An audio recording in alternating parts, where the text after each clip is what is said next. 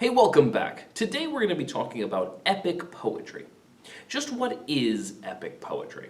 Epic poetry is long narrative poetry, so lengthy poems that tell a story, which explore the characteristics of a hero within the backdrop of a particular culture. That's sort of the broad definition of epic poetry. And often the heroism within these stories is told in larger-than-life, exaggerated kind of ways. And so if we go back throughout history in different cultures around the world, we have seen epics, great stories of heroism. Going all the way back to one of the very first written works, the Epic of Gilgamesh, telling the story of Gilgamesh who is struggling with his own mortality. And of course there are the great epics of the Greeks, the Iliad and the Odyssey, and many epics throughout history that imitated the Greek style. There are also the great epics of the northern countries, like Beowulf and the Nibelungenlied. And as you go from one epic to the other, you begin to discover characteristics of culture, exploring the ideas of heroism, the ideas of greatness, the ideas of great struggle within the backdrop of each of these cultures. Of course, each of these different cultures has differences in poetic style, and therefore epic poetry will not always look the same. Beowulf, for example, which you can study with me in another video series, uses the epic poetic conventions of the Anglo-Saxons, including strong alliteration and kennings and leitates. However, what I'd like to do now is focus in on the classic epics and the literary epics that followed their style. So going back to the great Greek epics, the Iliad and the Odyssey. These set the standard for the Western epic for many, many years. Later writers, like the Roman Virgil in the Aeneid, follow the same patterns he found in the Greek epics. Later writers like Dante in the Divine Comedy also uses these epic poetic features. Jumping forward in time to England, later on we have John Milton, who used the same style to create his story, Paradise Lost, about the fall of man. And so what are these characteristics of classical epic poetry? Let's go through some of the most significant. First, classical epic poetry evokes a muse. In Greek and later Roman mythology, the muses were 9 goddesses who inspired creativity. They each had their own domain, but people in the arts or creative fields would turn to the muse for inspiration. Epic poetry frequently begins, or is punctuated at key points, by an evocation of the muse. Calling out to the muse saying, "Muse, please help me tell this part of the story. Please fill my mind with the things I need in order to be able to convey these ideas." The Iliad and the Odyssey begin with this evocation of the muse, and key points throughout the story also begin with an evocation of the muse. And this is, of course, the Greek muse Calliope, the muse of epic poetry that we're talking about here. Later epics that have moved beyond the Romans and the Greeks will find their own muse to fill this place. Dante begins with an evocation of a muse, but then changes it to memory. Milton evokes the Holy Spirit, since the story he's telling is a Christian story, and he hopes to be inspired in the same way the writers of the Bible were inspired.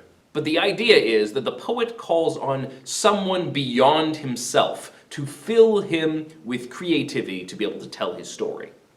A second common feature in the classical epic is beginning in media res. In media res is a Latin expression which means in the middle of things. The Iliad doesn't begin at the beginning of the war, rather it begins 9 years in the middle of one particular argument between generals. The Odyssey doesn't begin at the beginning of Odysseus' journey, but rather nearing the end, and then he goes back and retells the beginning parts. A third significant feature of epic poetry is the use of the epic simile.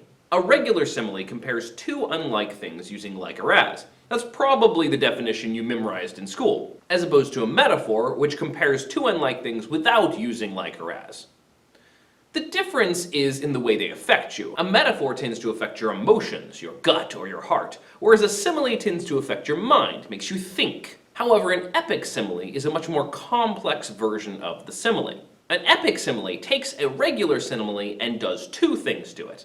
It reverses the order of the tenor and the vehicle. So in a simile, there's 2 parts, the tenor and the vehicle. The tenor is the thing that you're talking about. The vehicle is the object you compare it to in order to make a point. So if I say, Steve runs as fast as a cheetah. Steve is my tenor, he's the one I'm talking about. And the cheetah is my vehicle, it's the thing I'm comparing Steve to. But in an epic simile, we switch the order. Rather than saying, Steve runs as fast as a cheetah, we say, as a cheetah is fast, so is Steve. But that's not all we do. We also, number 2, add lots and lots of rich detail. So I start by putting that vehicle first and then describing the vehicle in great detail. I say, as a cheetah sprints across the plain, its paws pounding the dirt, trails of dust spreading behind it, its body all power and motion and blur. Just so Steve sprints for the finish line. So I've taken the vehicle and I have added lots of detail to make it much more intense and engaging. Sometimes a student who is reading these epic similes will get a little confused because of all this great description for something that isn't actually even part of the story. It's just the vehicle to describe something in the story. The effect of these epic similes is to really generate an intense visual and sensory experience as you observe the story. The elements within the story become so much more visual, so much more vivid. Another characteristic of epic poetry, especially these early classical epics, is the Homeric Epithet. These are short expressions attached to a character or an object. For instance, throughout Homer's epics, he always talks about Dawn as being rosy-fingered. And whenever he talks about the goddess Pallas Athena, he calls her the gray-eyed. Or Achilles, the swift-footed Achilles.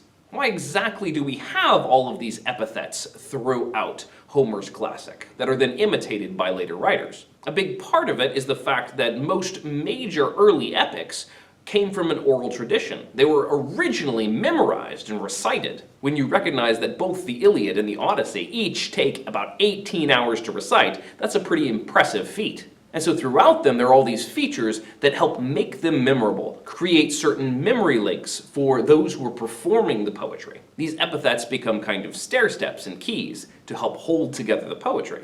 Not only that, but another feature of epic poetry, especially the classic epic, is repetition. Certain passages are repeated verbatim.